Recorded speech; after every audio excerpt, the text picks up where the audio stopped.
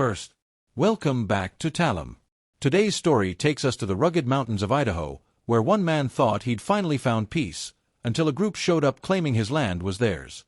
What followed was a battle fought not just with words, but with grit, determination, and the unshakable will to stand his ground.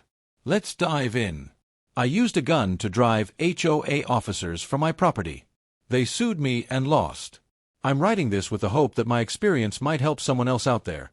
Someone feeling trapped by the constant hustle, the endless city lights that never go off, and the grinding routine that never seems to let up. If that's you, maybe my story will give you a little piece of insight, or at least a good read. Let me start by explaining why I decided to leave everything behind. For a solid 2 decades, I worked as a marine engineer. It sounds a bit glamorous on paper, traveling to ports around the world, inspecting ships, overseeing repairs, managing the complexities of maritime regulations. The truth, though, is that the job was all-consuming. I was never home, constantly living out of a suitcase or cramped ship cabins, surrounded by the thrumming of engines and salty air that made my hair coarse and my skin perpetually dry. When I wasn't at sea or in some random port halfway around the globe, I was stuck in meeting after meeting, tangled in bureaucratic red tape. The companies I worked for changed policy seemingly every week. New forms, new procedures, new ways to complicate what used to be straightforward tasks. Office politics soared to ridiculous heights. One colleague would undercut another to climb the corporate ladder, while emails flew around with veiled threats and backhanded compliments. Exhausting doesn't even begin to cover it. Eventually, I woke up one morning in a port city. It could have been anywhere, really, as they all blurred together after a while, and stared at myself in the mirror of a dingy hotel bathroom. My reflection looked hollow, dark circles under my eyes, a constant tightness in my chest, and a dryness in my throat that I couldn't seem to shake. Something inside me had shifted, like a steel cable snapping under too much strain. I realized I was tired. Tired of the noise, tired of the pointless meetings, tired of the unrelenting push to do more, be more, earn more. I made a decision then. It was time for a new life, time for something drastically different. I wanted to experience true freedom, the kind that comes when you can hear your own thoughts without the roar of traffic or the incessant ping of incoming emails. And so, after fulfilling my remaining contract obligations, I resigned. I walked away from that entire life, my career, my circle of colleagues, even the city I grudgingly called home. My friends thought I'd lost it. My extended family said I was making a rash decision I'd regret in a couple of years. But deep down, I knew I needed a blank slate. That blank slate appeared in the form of a listing for 20 acres of untouched wilderness in Idaho. When I first saw the photos, I felt a tug in my gut, like an internal compass pointing me towards someplace I belonged. I remember the aerial shots of towering pine trees, an endless canopy of green with a rocky ridgeline in the distance. A sliver of a dirt road cut through one corner of the property, but other than that, it was pure wilderness. No structures, no power lines, not even a well, just raw land. I bought the land sight unseen. Some would call it reckless, I call it fate. A month later, I packed what little I had, mostly outdoor gear, a few personal belongings, and a few weeks' worth of food, and drove to Idaho. When I first set foot on that land, the air felt cleaner than anywhere I'd ever been. The quietness wasn't eerie like it sometimes felt in cities after midnight. Instead, it was a peaceful, all-encompassing stillness that seemed to wrap around me.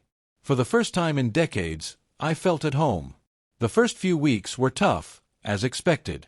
I slept in a tent until I managed to build a small cabin. Not the cozy log cabin of your dreams type, just a sturdy, one-room shelter with a wood stove, a cot, and a makeshift table. It was enough to keep the wind and rain out and give me a place to cook and sleep. Every day was spent clearing land, cutting firewood, and working on small improvements. I installed a rain catchment system, built a composting toilet, and made a solar array to generate just enough power for a light bulb and charging my radio. It was a hard, physically demanding life, but I loved every moment of it. I had no neighbors, no visitors, and no interruptions. Every morning, I woke to the sounds of birds instead of alarm clocks, and my days were measured by the sun instead of meetings. Even the simplest tasks felt meaningful. I learned to identify edible plants, built a root cellar to store food for winter, and hunted small game with my bow. My mind, once clouded with stress and deadlines, felt clearer than it had in years. Things stayed peaceful until the day the Homeowners Association HOA, showed up. I didn't even know there was an HOA for this area. When I bought the land, no one had mentioned anything about covenants, restrictions, or dues. But one chilly October morning, just as the first frost dusted the ground, I saw 3 SUVs rumbling down the dirt road. The vehicles came to a stop just outside my property line, and out stepped a group of men in matching windbreakers with clipboards in hand. They looked out of place in the rugged wilderness, with their city shoes and neatly combed hair. One of them, a tall man with a smug expression and a clipboard thicker than the others, stepped forward. "Mr. Carter," he called out, as if I'd invited them for tea. "That's me," I said, crossing my arms. "What's this about?" "We're here to discuss the violations on your property," he announced, as if the word violations were a death sentence. "Violations?" I asked. "I didn't sign up for any HOA." "That's immaterial," he said with a thin smile. "You're within our jurisdiction." I felt my stomach knot up. I'd read enough horror stories about HOAs to know they could make life miserable. But I hadn't expected them to show up in the middle of nowhere, hundreds of miles from the nearest suburb. They rattled off a list of so-called infractions: no approved structure permits, no landscaping approval, no waste management plan submitted. It was ridiculous.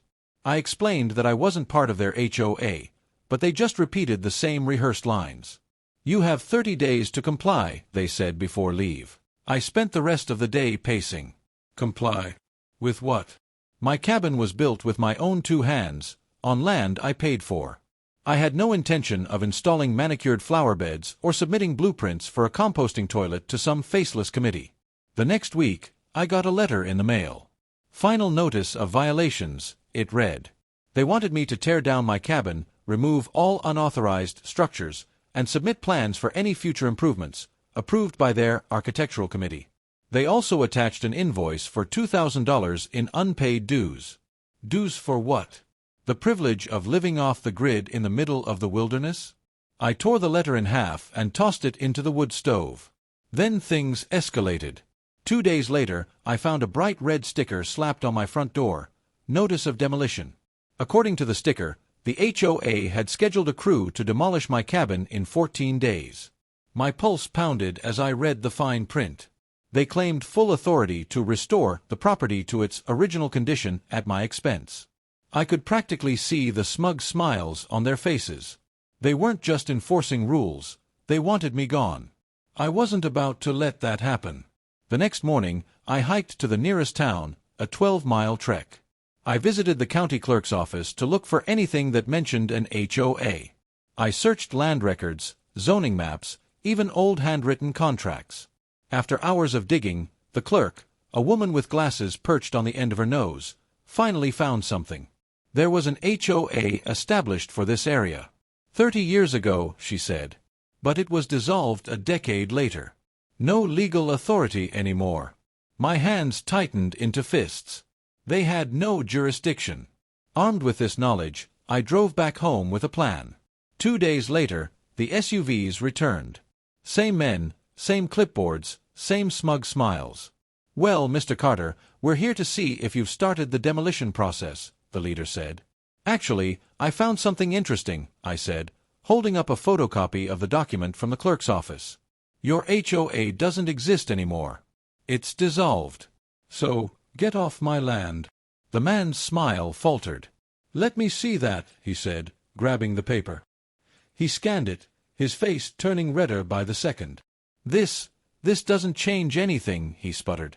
"Oh, it changes everything," I said. "You've been harassing me under false pretenses. And if you don't leave, I'll be calling the sheriff." The other men exchanged uneasy glances. "We'll be in touch," the leader muttered before turning on his heel. They left without another word. A week passed. I never heard from the HOA again. No more stickers, no more notices, no more SUVs on my dirt road. I stood on my porch one evening, watching the sun dip behind the mountains. The land was quiet again, just the way I liked it. I had fought for my home, and won. And nothing, not even a phantom HOA, would ever take it from me again.